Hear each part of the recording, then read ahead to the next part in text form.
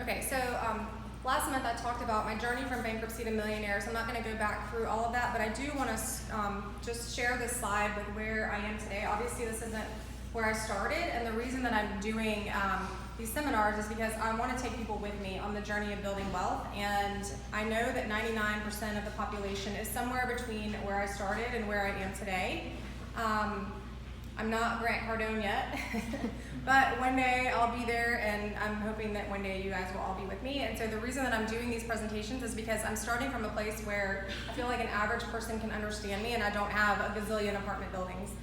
So today I have maneuvered successfully 7 rental properties. That includes 10 doors. I have my degree in mechanical engineering, a master's in project management, PMP certification, real estate license. I run a multi-million-dollar skincare company and have $1 million in net worth and growing. And again, that started from going through bankruptcy 16 years ago. So my next slide is about mindset, and every step that you go through in your business is going to build your success and your mindset and your confidence, and every setback is going to help you learn. So don't feel like if you come in and you have a failure that you're doomed for failure. It's about taking the time to come in and learn as you grow. I'm about to sell my primary residence so that I can take that money and invest. And you guys, if someone had told me 10 years ago that when I was 42, I'm going to be selling my primary residence where I live with my family to take that money and invest, I would have told them they were crazy. So mindset is everything in any business, and whether you think you can or you can't, you're right. So stop being afraid of what can go wrong and be excited about what can go right.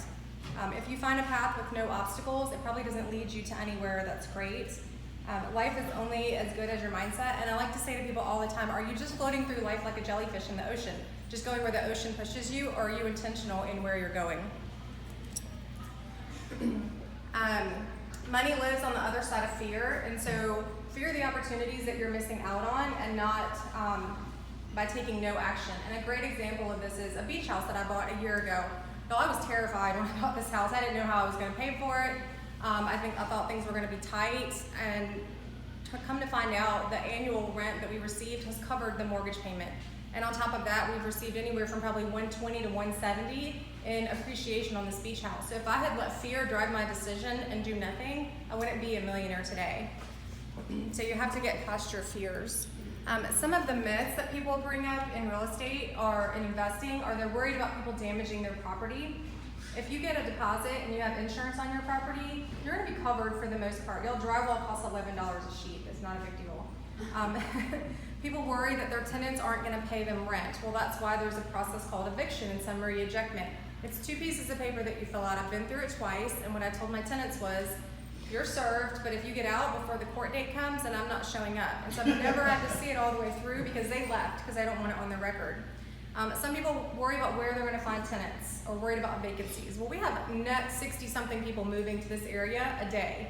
There's a lot of people moving here looking for places to live, but you can use things like Craigslist or Realtor to advertise your properties that are out there. You can do strategic listing dates. Like I tell people, if you can get your turnovers in the summertime, then that's when people are moving because of school districts, and you're going to have a higher rental rate. And you can always lower your rent. If I was going to sell you, I don't know, say my shoes for $800, you wouldn't want them, but if I reduced the price to a point where you thought it was of value, then you would buy them from me. Same thing with renting. People are worried about receiving phone calls in the middle of the night. Trust me, your tenants don't want to make phone calls in the middle of the night. So if their place is habitable, then you won't have to worry about that. A lot of people say that they don't have time because they're working and they're busy with their family and their activities, but if you're not spending your time focusing on things, and you're missing out on opportunities. Others will say it's a hassle to be a landlord, and I will tell you guys it's much less of a hassle to be a landlord than it is to work 40 hours a week for 40 years to live on 40% of your pay. And then another misnomer is that fixing things is expensive and I'm not a handy person. Well, you can get a home warranty or you can find a good handyman.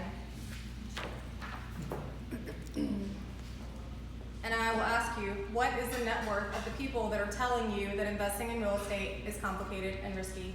And how many rental properties do they have? Because the people who have done it are not going to tell you that. They're going to tell you, and they're going to help advise you on how to do it. Yes, you can. So investing in real estate is not a get-rich-quick scheme. It does not happen overnight. And if someone's telling you it is, then you need to run the other way. People are advertising these seminars where they want you to pay thousands of dollars to teach you how to get rich quick. with any legitimate business, you are not going to get rich quick. Building to a millionaire real estate investor takes time and work, and it's likely not going to be a straight shot. Our first property we bought in 2005, we paid $230,000 for it, and 2 years later, it was worth $70,000. So we figured out a way to get past that. Get rich quick schemes are for the lazy and the unambitious, so respect your dreams enough to pay full price for them. And then some people say, but I already have a job and it may pay you very well. My job did too. But money stops coming in on the day that you stop working, whether it's a death, a retirement, a disability or an illness, or a job loss. If you're not working, your income is going down if you're in a job. So the purpose of all of these discussions is to teach people how to build wealth. And you do that by owning businesses in real estate that are generating residual income for you. You're earning income while you're sleeping, or while you're showering, or while you're having fun with your family and on vacation. So I'm not saying quit your job, I'm just saying whatever your job is, you still need to invest in order to create wealth. Entrepreneurship is living a few years of life like most people won't, so that you can spend the rest of your life like most people can't. So the compound effect, and I have a sheet on your table that we'll go through at the end, starts with your earned income, because you have to have something to start with. And it doesn't necessarily have to be a lot, but everybody has earned income from a job. And if you leverage your income and your debt to income ratios by keeping your debt as low as you can and your income as high as you can, and this goes back to the session that we're going to do in December around budgeting and also some vision work for next year so we can get everybody ready to go for January with their annual plan. But you repeat that process and you're leveraging equity, cash flow, and appreciation, and that's really where you're going to grow your wealth. So consult your real estate agent. But it is a lot of small, consistent steps along the way, and they may seem insignificant steps, but when they're completed consistently over time, they're going to create a radical difference. On the slide I showed last month, it took us 13 years to go from basically right at zero to about 400,000 in net worth, and then the last 3 to 4 years from 400,000 to $1 million. And that's because of those steps that we started taking 13, 14, 10 years ago. And you can't pause between those steps. You have to take action and complete the tasks. So if someone says that they want to invest, but then they can't get their financial statements together, or they can't set aside time to go and look at houses, then how are they going to even start? So you have to make those sacrifices along the way if you want to start. And all of this is powered by your why. So there was a study done that looked at people's intelligence, their ability, their salary, and their level of motivation. And what the study showed is that it was really that level of motivation that drove people to invest and to build wealth and to overcome these obstacles. You don't have to be a genius. And if you internalize it, so if you know why you're doing what you're doing, when you know your why, then you can endure anyhow. So sleepless nights, long days, time away from your family, time away from the things that mean something to you today, because that just means a few years down the road, you're gonna have more time to spend with those things and those people that you love. So there are 4 levels of being a millionaire real estate investor, and the first one is believing that you can be and thinking it. The second level is buying, so that's having $1 million worth of investment property. The third one is owning, which means you have $1 million in equity in those investment properties. And then the fourth level is receiving $1 million a year in net cash flow. So that's a big mindset, right? But you've got to start at the bottom and believe that you can get there. And the way that you do it is by having a network of trusted people that are there to help you, whether that's a real estate agent, a financial advisor, a lender, a CPA, to help guide you, people who have been through this before. Because like Daniel said, if you just pull money out of an IRA and think you're not going to pay taxes on it, you definitely want to talk to someone about that first. Understanding what your terms are of the deal. What are the terms under which you're going to make that purchase? Is it a cash purchase? Is it a loan purchase? Is it buying it from the owner and refinancing it through him? And then your criteria. So specifically, what are you looking for? Are you looking for single family homes? Are you looking for commercial properties, trailer parks, multifamily, short-term vacation rentals, Airbnb? So you want to know exactly what you're looking for before you go out to find it, so that you're not all over the map. And the other piece that I'll say about criteria is it is a skill to develop. So when we started, we had 4 single family homes, sold them all, and my goal in 2017 was to buy 3 multi-units. And We bought one because there was such a big learning curve with the multi-units that I hadn't anticipated. And I'm glad we took it one step at a time, because if you get too far in over your head, then that can start to cause problems. So do take it slow. But you have to start, so don't wait for perfection, because refining occurs in the process of doing, and you'll learn as you go. Another thing that I'd like to bring up is, don't worry about what others are making along the way. Like if you're helping someone broker a deal and that person's gonna make some money in the process, don't worry about what their profit is. If the numbers make sense for you, then proceed with that deal. And then I also passed out a reading list, and I have extra copies on that back table. But if y'all will just pull out this handout, this is from page 154 of the Millionaire Real Estate Investor, and you can take it home and look at it. But this particular investor started in 1983, and over the course of 20 years acquired 15 different properties. So in the first column, you can see the year that they purchased the properties and what the median price was, meaning the average price of homes in that area, what they paid for it, and then their total down payment. And so it starts to get into the total that this person invested out of their pocket, which was about $272,000. The next column over is the total market value. So this person invested $272,000 of their own money, but had $3.29 million in market value. So they made almost 10x return on what they invested. And then if you keep on going over to the right, there's the 30-year cumulative cash flow, which is $669,000. So that's how much money, in addition to the equity in these properties, went back into their pocket, and their return on investment. So they, with $271,000, made a $3.1 million return on their investment.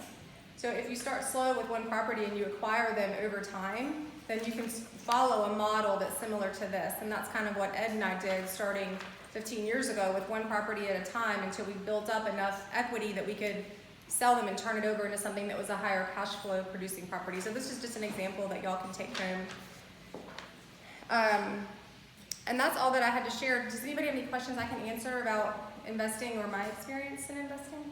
I'm just interested, Cindy, how did you get into that? Well, when our property in Arizona crashed, like in 07, 08 timeframe, yeah, and Arizona was hit really hard. We bought a rental property back here in Raleigh, you know, just to help kind of offset that. And then in 2012, we really wanted to rent out our property, but we were upside down on the mortgage, like what the rent would bring in compared to what the mortgage was. So we refinanced it through HARP to bring the interest rate down, and then we bought another property in Raleigh that was going to cash flow to offset what we would lose if we moved out and bought another home. So then we rented out that home, the one that had really tanked, and bought another home, having to catch the market on the way up in Phoenix that we moved into. And we caught the market on the way up, and then finally we sold both of them. I paid $1,500 to sell the condo, and I made $95,000 on the house. So when you bought your house in Arizona, that you lost, was that your first house? Or was Yep. So that was your home? Yes, it was our home. And I had called my uncle here because everybody in my neighborhood was just walking away and letting their houses go, and he has a PhD in economics. And I said, what do I do? And he said, stay put, because the two most important days that you own a house are the day you buy it and the day you sell it. It doesn't matter what the market does in between. So he said, if you stay in it long enough, it'll eventually come back. Our problem was that we were having babies and our family was growing, and it didn't really have a space for us, so we decided to rent it out and buy something else. And that's how we were able to hold on to them for long enough. Yeah. Any other questions? Okay. Yeah. So you know the situation I'm in right now. We purchased our new home and we still have the old home that we're getting ready to put on the market. But you had suggested that perhaps we should rent that house out since we already own it. What do you do about the eventual upkeep of the home? Like say my home was built in 1983. I think a new roof was put on right before we moved in. We've been here 12 years, so we're probably looking at a new roof somewhere down the road. How do you manage that? How does that fit into making money? Because that's going to be a big expense when that comes around. So I say, if it's not broke yet, don't fix it. Right. Especially because if you're going to rent it out, there's no reason to fix it. So with the houses that we owned here that were about 20 years old when we sold them, we rented them out in the condition they were in when we bought them, and then before we sold them, we went in and put new windows, new HVAC, new flooring, painted. The roofs were still good. Right. So does that negate any?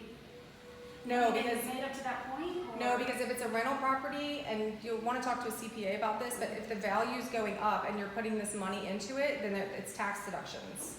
Okay. But that's where you want to talk to a CPA, because that's not my expertise. Right, but you're really gonna have some money aside to be able to get it to that point, right? So, let's say we kept the house 5 years, we rented it out for 5 years, and then we wanna sell it, and now it needs a new roof. So now we're talking about $20,000 for a roof.